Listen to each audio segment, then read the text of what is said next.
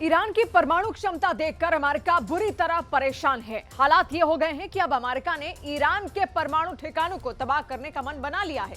लेकिन इधर जो रिपोर्ट्स आ रही हैं वो हैरान करने वाली हैं, क्योंकि ईरान ने नए प्रतिबंध लगने से पहले हर महीने 5 परमाणु बम बनाने का इंतजाम कर लिया है। जानकारों का दावा है कि मिडिल ईस्ट में बड़ी परमाणु जंग शुरू हो सकती है।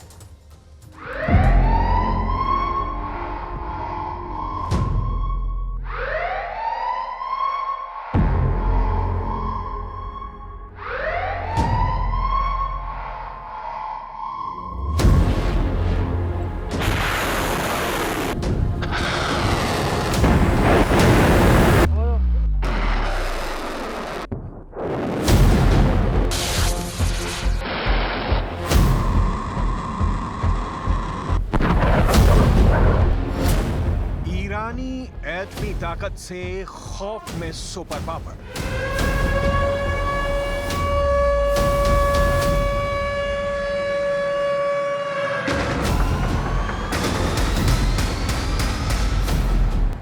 जरा ईरान के बंकरों को देखिए, जिसमें हजारों की तादाद में मिसाइलें भरी पड़ी हैं।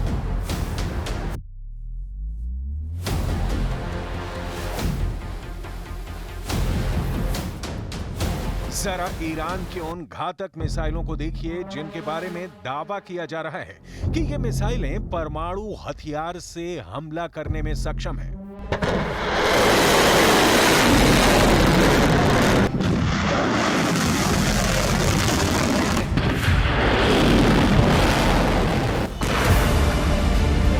आखिर बंकरों और तहखानों में भरी पड़ी घातक मिसाइलें और हथियारों के जखीरे इतनी बड़ी संख्या में क्यों जमा किए गए हैं? क्या ईरान इजराइल के साथ साथ पश्चिमी देशों से बड़ी जंग की तैयारी कर चुका है? ईरान इस वक्त पूरे मिडिल ईस्ट में मुस्लिम देशों के बीच एक ऐसी चट्टान बन चुका है जिसके दम पर पश्चिमी देशों को हराने की बड़ी तैयारियां चल रही हैं। जानकारों के मुताबिक ईरान को एटमी तौर पर कमजोर करने की कोशिश तो बहुत की गई है, लेकिन ईरान ने उसके बावजूद वो परमाणु क्षमता हासिल कर ली है जिसके बारे में सुपर पावर देशों ने कल्पना तक नहीं की थी।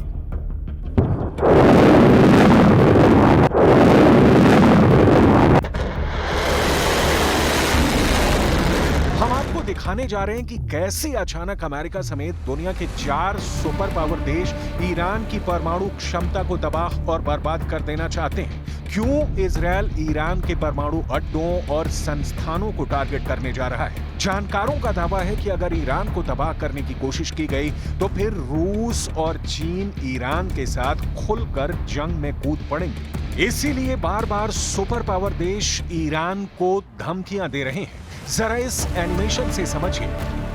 कुछ रिपोर्ट्स के दावों के मुताबिक ईरान ने तमाम प्रतिबंधों के बावजूद 30 गुना अत्यधिक संवर्धित यूरेनियम का भंडार जमा कर लिया है।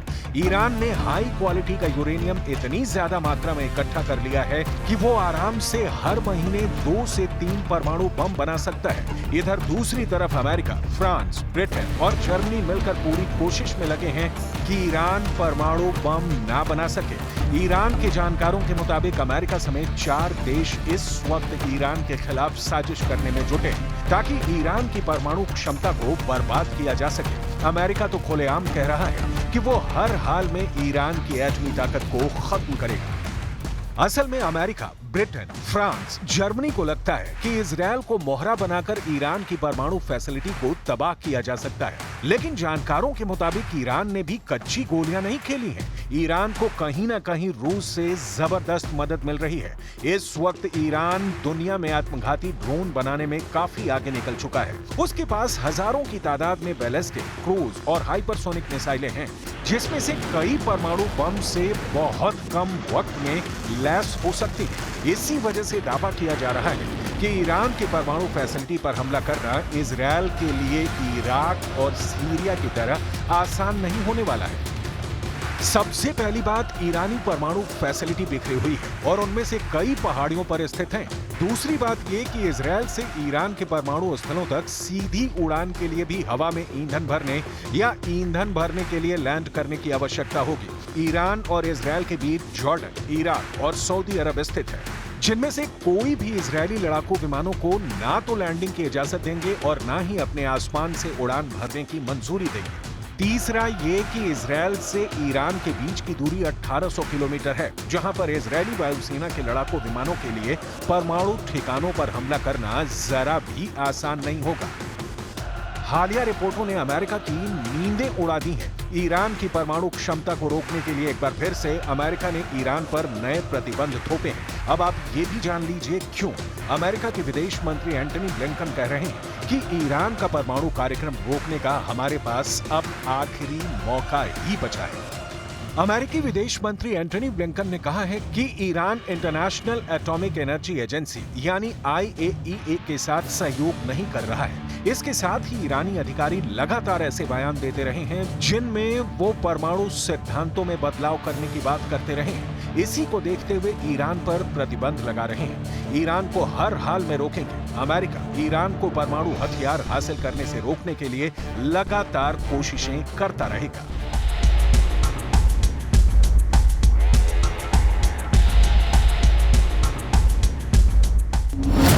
30 गुना है यूरेनियम, ईरान को हराना असंभव।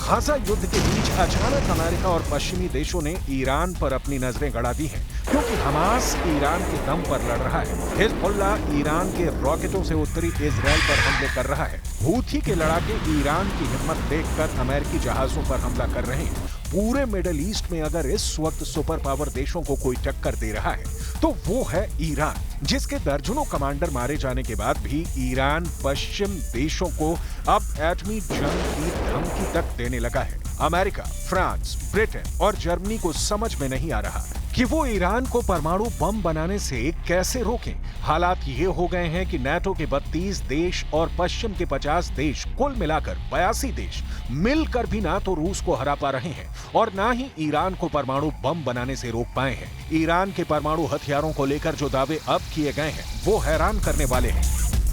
एक रिपोर्ट में दावा किया गया है कि ईरान हर महीने 5 परमाणु बम बना सकता है।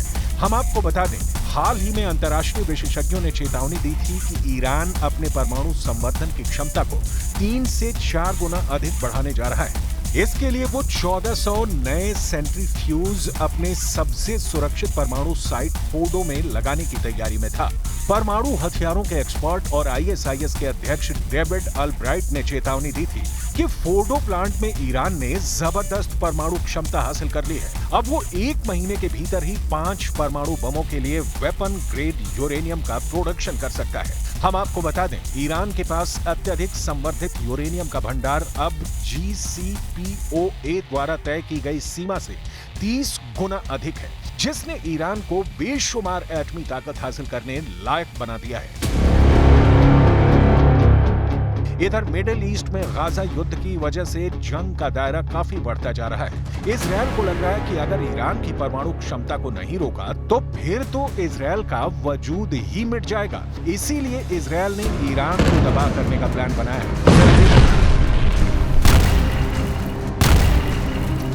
इजरायल के अखबार टाइम्स ऑफ इजरायल के मुताबिक ईरान के फोर्डो और नटानज परमाणु ठिकानों पर इजरायल हमला करने जा रहा है। खबरों में दावा किया गया है इजरायल अपने लड़ाकू विमान F-35A और F-15EX को हमले में इस्तेमाल करने जा रहा है। 80 मीटर गहराई में मौजूद ईरान फोर्डो परमाणु ठिकाने पर 30,000 पाउंड बंकर बस्टर बम गिराने का प्लान है, ताकि 80 मीटर गहराई में ईरान के फोर्डो परमाणु ठिकाने को तबाह किया जा सके। दावा किया जा रहा है कि 1200 किलोमीटर दूर मौजूद फोर्डो परमाणु ठिकाने को अगर इजरायल के F-35A और F-15EX लड़ाकू विमान तबाह कर देते हैं तो ये ईरान के लिए बहुत बड़ा नुकसान साबित होगा।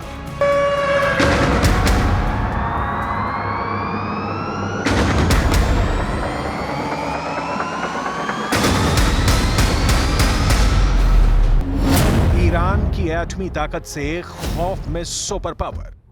ईरान की परमाणु क्षमता को कम करना अब जरा भी आसान नहीं है, क्योंकि ईरान की घातक मिसाइल क्षमता इजरायल के हमलों पर भारी साबित हो सकती है।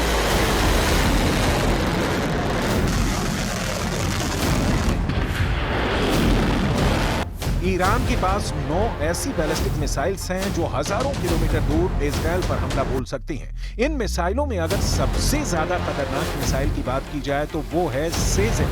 ये मिसाइल 17,000 किलोमीटर प्रति घंटे की तेजी से 2500 किलोमीटर दूर हमला कर सकती है। तो वहीं खैबर मिसाइल की मारक क्षमता 2000 किलोमीटर है। इसके साथ ही हज कासेम की अटैकिंग रेंज 1400 किलोमीटर है।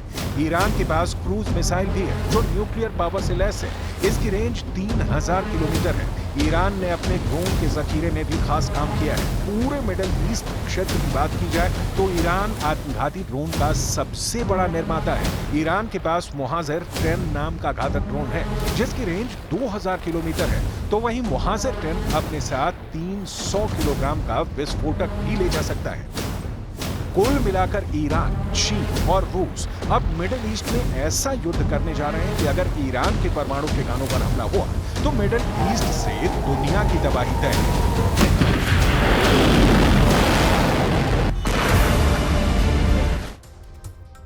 वो सालों से एक देश के राष्ट्रपति की हमसाया थी। राष्ट्रपति का हर राज उसके पास था। वो ब्लैक मैजिक की मास्टर थी और इसी बूते वो एक देश के राष्ट्रपति को अपने कंट्रोल में करना चाहती थी। लेकिन इससे पहले कि वो अपने मंसूबे में कामयाब हो पाती, उसका भांडा फूट गया और अब वो पहुंच गई है सलाखों के पीछे। हैरत में भर देने वाली ये रिपोर्ट देखिए।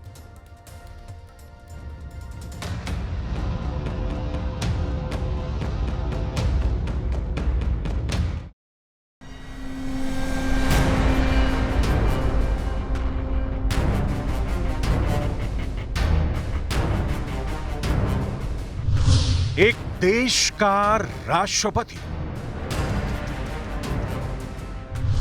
एक देश की मंत्री और तंत्र मंत्र का काला जादू। काला जादू करने वाली वो महिला साये की तरह उस राष्ट्रपति के साथ रहती थी। उस महिला के पास राष्ट्रपति की एक एक डिटेल मौजूद होती थी।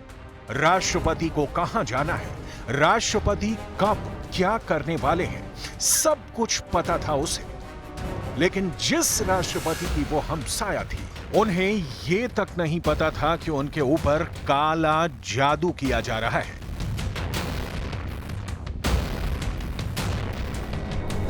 उन्हें जाल में फंसाने के लिए उनके ऊपर तंत्र मंत्र का इस्तेमाल किया जा रहा है। और जैसे इस साजिश का खुलासा हुआ, एक पूरा का पूरा देश सन्न रह गया।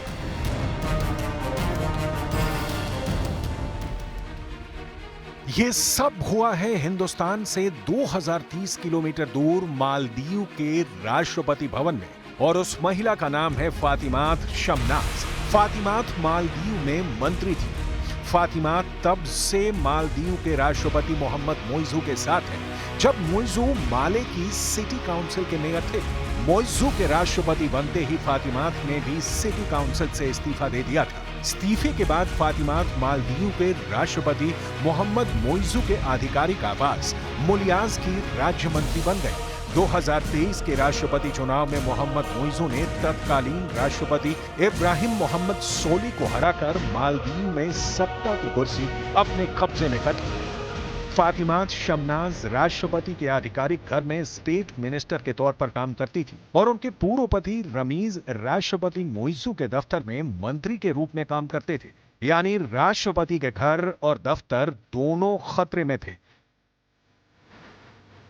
स्थानीय मीडिया के सूत्रों के मुताबिक रमीज मोइजू के साथ अपनी नजदीकियों के लिए जाने जाते थे, लेकिन पिछले 5 महीनों से सार्वजनिक रूप से वो कभी नजर नहीं आए। रमीज का सार्वजनिक तौर पर ना देखा जाना भी कई संदेह पैदा कर रहा है।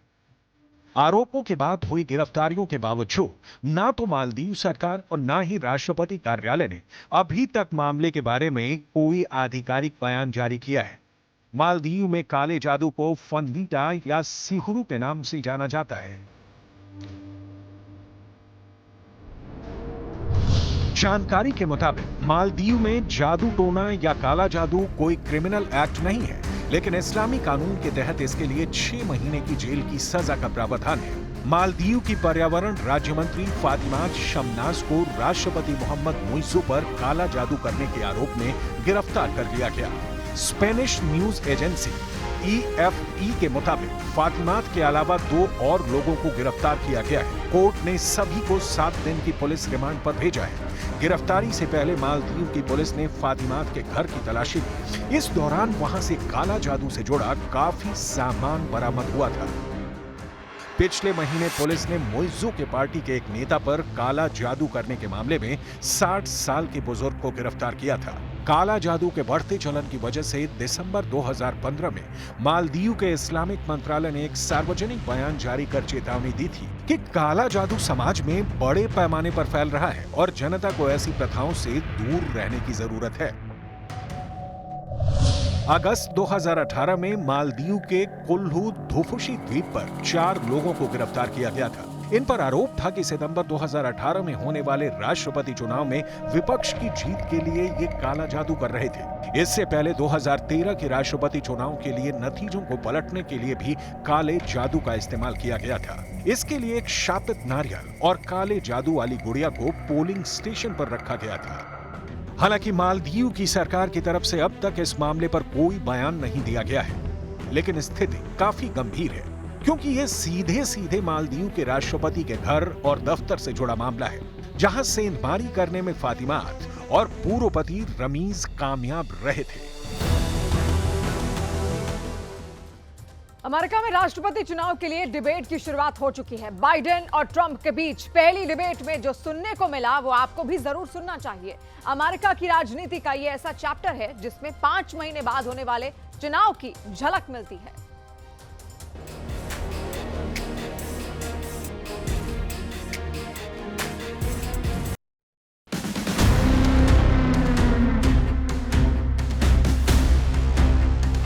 तीखी, धारदार, जोरदार, आरोप प्रत्यारोप से भरपूर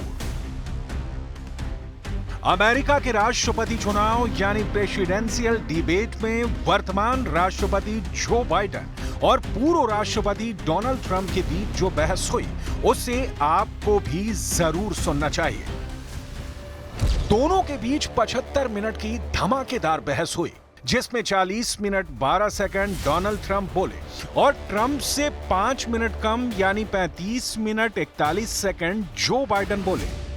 अमेरिका में नवंबर के महीने में होने वाले राष्ट्रपति चुनाव से 5 महीने पहले बाइडेन और ट्रंप के बीच पहली प्रेसिडेंशियल डिबेट को दुनिया भर ने चटखारे लेकर सुना। इस दौरान दोनों नेताओं ने एक दूसरे पर गंभीर आरोप लगाए और निजी हमले किए। ट्रंप ने बाइडेन को मंचूरियन कहा तो बाइडेन ने पोर्न स्टार से ट्रंप के संबंध को लेकर टिप्पणी की। When he talks about a convicted felon, his son is a convicted felon at a very high level. His son is convicted, going to be convicted probably numerous other times. Should have been convicted before, but his Justice Department let the statute of limitations lapse on the most important things. But he could be a convicted felon as soon as he gets out of office. Think of all the civil penalties you have. How many billions of dollars do you owe in civil penalties for molesting a woman in public, for doing a whole range of things, of having sex with a porn star on the night while your wife was pregnant? I mean, what are you talking about? You have the morals of an alley cat. यही नहीं, अभी और सुनिए। 4 सालों में Biden Trump की ये दूसरी मुलाकात थी, लेकिन बाइडेन ने हेलो कहा तो ट्रंप ने इसका जवाब तक देना गंवारा नहीं समझा। Finish up. We now have the largest deficit in the history of our country under this guy. We have the largest deficit with China. He gets paid by China. He's a Manchurian candidate. He gets money from China. So I think he's afraid to deal with them or something. But do you notice he never took out my tariff? आलम ये रहा कि Biden और Trump ने एक दूसरे से हाथ तक नहीं मिलाया। बाइडेन ट्रंप के बीच की तल्खी यहीं खत्म नहीं होने वाली, अभी और बढ़ेगी। कितनी, ये कह पाना मुश्किल है। रूस के पास टैंकों की भारी किल्लत है। रूस का टैंक भंडार खाली हो रहा है। यूक्रेन ने रूस के टैंकों का यूक्रेन में कब्रगाह बना दिया है। पश्चिमी मीडिया में छपने वाली ऐसी खबरों की हकीकत क्या है, इस स्पेशल रिपोर्ट में देखिए। पुतिन की मुर्दा फौज कैसे रूस के टैंकों को जिंदा कर रही है।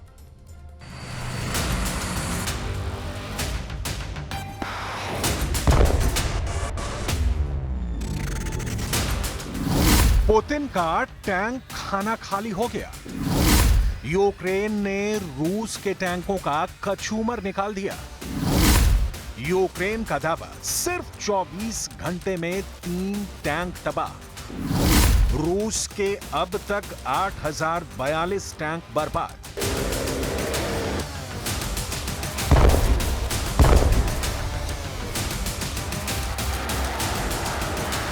अभी ही नहीं, 2022 में युद्ध की शुरुआत से ही यूक्रेन पुतिन के टैंकों के लिए कब्रगाह बन गया है। सैकड़ों तबाह हो गए, कुछ 100 ध्वस्त कर दिए गए, कुछ यूक्रेन की फौज ने पकड़ लिए तो कुछ हमले में इतने नाकाम हो गए कि अब चलने के लायक नहीं बचे हैं।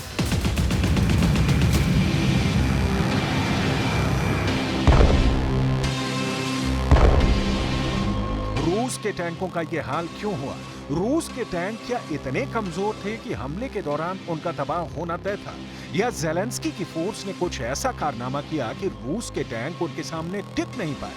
क्या है हकीकत? इसकी डिटेल समझनी बहुत जरूरी है, क्योंकि ड्रोन हमले भले ही सस्ते और सटीक हों, लेकिन बिना टैंक के रूस का यूक्रेन पर विजय हासिल करना मुश्किल ही नहीं, नामुमकिन है। लिहाजा रूसी टैंकों की तबाही की डिटेल जरूर जाननी चाहिए, और साथ में यह भी ध्यान रखने की जरूरत है कि यूक्रेन या पश्चिमी मीडिया में यह खबर चल रही है कि पुतिन का तोपखाना खाली हो गया है, तो इसमें कितनी सच्चाई है? इसकी डिटेल आपको आगे दिखाएंगे। इस वक्त रूस यूक्रेन युद्ध की सबसे लेटेस्ट रिपोर्ट देख लीजिए। कहा जा रहा है कि 30 दिन बाद रूस यूक्रेन के युद्ध में वो होने जा रहा है जो 28 महीने से चल रहे इस युद्ध में कभी नहीं हुआ।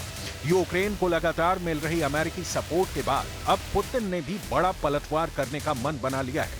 रूस की सेना के साथ साथ नॉर्थ कोरिया के सैनिक भी युद्ध लड़ेंगे। नॉर्थ कोरिया का तानाशाह किम जोंग उन रूस में अपने सैनिक और अपने हथियार झोंकने जा रहे हैं। हालांकि अमेरिका ने इसे लेकर सीधी वार्निंग दी है कि अगर नॉर्थ कोरिया ने सैनिक रूस भेजे तो अंजाम बहुत बुरा होगा।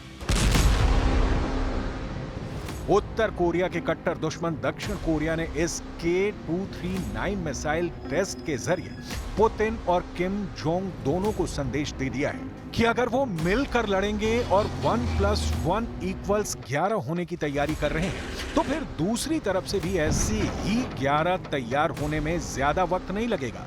अब सवाल यह है कि कौन से दो पर भारी पड़ेंगे? जाहिर है रूस यूक्रेन युद्ध में अब अमेरिका, नॉर्थ कोरिया और साउथ कोरिया की सीधी एंट्री हो सकती है। भीषण युद्ध अब विनाशक होने जा रहा है। लिहाजा यह समझने की जरूरत है कि पुतिन और किम जोंग उन मिलकर क्या करने जा रहे हैं। इसके लिए बाइडेन और दक्षिण कोरिया ने क्या काउंटर प्लान तैयार किया है? पुतिन और किम जोंग की मुलाकात पर पूरी दुनिया की नजर थी। इस मुलाकात ने अमेरिका और पश्चिमी देशों की धड़कनें बढ़ा दी थी। इस मुलाकात को लेकर तरह तरह के कयास लगाए जा रहे थे। मुलाकात के कुछ ही दिनों के बाद अब ऐसी खबर आई है जिससे अमेरिका का डर सच साबित होने जा रहा है। रंगारंग मुलाकात की तस्वीरों का विध्वंसक नतीजा सामने आने वाला है। रूस यूक्रेन वॉर जोन में अब तक जो नहीं हुआ वो अब होने की संभावना है। कहा जा रहा है कि यूक्रेनी सैनिकों को अब तक के सबसे घातक हथियार और सबसे विध्वंसक प्रहार का सामना करना पड़ सकता है। माना यह भी जा रहा है कि पुतिन ने अब यूक्रेन पर पूरी तरह से कब्जा करने का मन बना लिया है। 2 साल से यूक्रेन के साथ जारी जंग से रूसी सैनिकों और कमांडरों को अंतिम आदेश जारी कर दिया गया है। आशंका इस बात की भी जताई जा रही है कि यूक्रेन रूस जंग को अंतिम पड़ाव तक पहुंचाने के लिए पुतिन अब किसी भी हद तक जा सकते हैं। पुतिन को यह हिम्मत किसी और से नहीं बल्कि नॉर्थ कोरिया के तानाशाह शासक किम जोंग उन से मुलाकात के बाद मिली है। हमने आपको पहले भी बताया था कि 50,000 सैनिकों की मौत के बाद अब पुतिन ने इस युद्ध पर पूर्ण विराम लगाने का फाइनल डिसीजन ले लिया है। नॉर्थ कोरिया के सैनिक अलग अलग चरण में यूक्रेन जाएंगे, जिसकी शुरुआत रूस के कब्जे वाले यूक्रेन से होगी। नॉर्थ कोरिया आर्मी के निर्माण और इंजीनियरिंग यूनिट सबसे पहले जाएगी। इसके बाद नॉर्थ कोरिया अलग अलग फेज में अपने सैनिकों को रूस यूक्रेन वॉर जोन में दाखिल कर सकता है।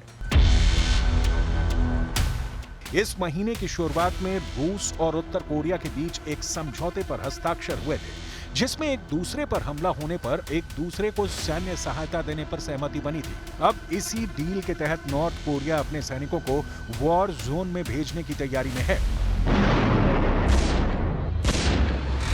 हालांकि अमेरिका और जापान जैसे देश इस कदम का विरोध कर रहे हैं, लेकिन पुतिन और किम जोंग के इरादों से तो ऐसा लग रहा है कि रूस यूक्रेन वॉर जोन में तबाही को रोकना अब नामुमकिन है। इस फैसले के बाद अमेरिका ने नॉर्थ कोरिया को सीधी चेतावनी दे डाली है।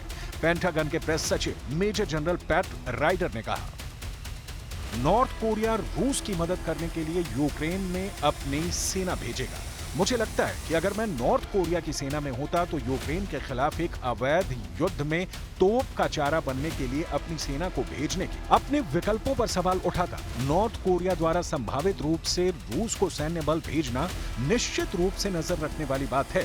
इससे युद्ध के दौरान होने वाले नुकसान की संख्या बढ़ेगी।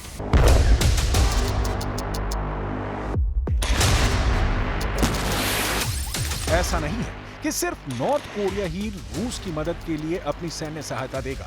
इस बात में कोई दो राय नहीं कि नॉर्थ कोरिया को भी रूस से बड़ी मदद मिलने वाली है। इसका इस्तेमाल नॉर्थ कोरिया साउथ कोरिया और जापान को डराने के लिए करेगा। नॉर्थ कोरिया और रूस की इस दोस्ती पर अमेरिका के साथ साथ साउथ कोरिया और जापान की भी नजर है। एक्सपर्ट मानते हैं कि अगर नॉर्थ कोरिया अपने सैनिकों को रूस यूक्रेन वॉर जोन में भेजता है तो इससे वर्ल्ड ऑर्डर को बिगड़ने से कोई नहीं रोक सकता। अमेरिका सहित तमाम यूरोपियन देश यूक्रेन को मदद दे रहे हैं। यूरोपीय संघ के प्रमुख ने सोशल मीडिया मंच एक्स पर कहा, यूक्रेन के राष्ट्रपति व्लादिमीर ज़ेलेंस्की के साथ बातचीत शुरू होना एक ऐतिहासिक पल था। आप हमारे संघ में एक उचित स्थान बना लेंगे। हमने यूक्रेन सुविधा के तहत 1.9 अरब यूरो की सहायता दी है। जब आप आजादी के लिए संघर्ष कर रहे हो तो यूक्रेन में व्यवस्थाएं सामान्य बनी रहे, इसलिए ये सहायता दी जा रही है। ये यूरोपियन यूनियन और अमेरिका के नेतृत्व में नेटो ही है जिसके दम पर ज़ेलेंस्की अब तक अपने से करीब 10 गुना शक्तिशाली देश रूस के सामने जंग में टिके हुए हैं। अमेरिका ने भी यूक्रेन को नई खेप के तौर पर मदद दी है।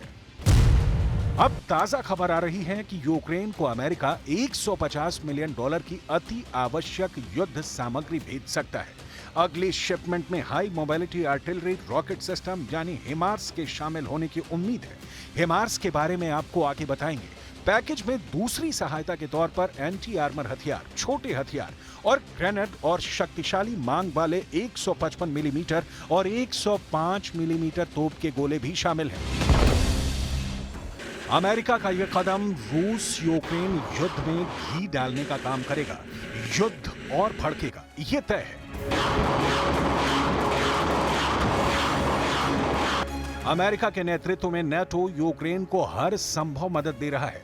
नेटो ज़ेलेंस्की को पैसा भी दे रहा है और हथियार भी, सैनिकों और पायलटों को ट्रेनिंग भी दे रहा है और अंतर्राष्ट्रीय मंचों से रणनीतिक ताकत भी। तस्वीरें देखिए, पेरिस में फ्रांस के विदेश मंत्री, जर्मनी के विदेश मंत्री और पोलैंड के विदेश मंत्री एक दूसरे से मिल रहे हैं क्योंकि यूक्रेन को मदद देनी है। अगले महीने वॉशिंगटन में नेटो की बैठक होने वाली है और उसी की पृष्ठभूमि तैयार की जा रही है कि यूक्रेन को ज्यादा से ज्यादा कैसे मदद दी जाए। ऐसे में अगर चीन से, ईरान से और अब नॉर्थ कोरिया से रूस को मदद मिल रही है तो आश्चर्य कैसा। अमेरिका चाहता है कि रूस की सीमा पर यूक्रेन नेटो के हितों का संरक्षण करे और रूस चाहता है कि वो यूक्रेन किसी भी सूरत में नेटो का सदस्य नहीं बने। यही तो लड़ाई है रूस यूक्रेन के बीच की, जिसमें सैनिक स्वाहा हो रहे हैं, रूस के टैंक तबाह हो रहे हैं।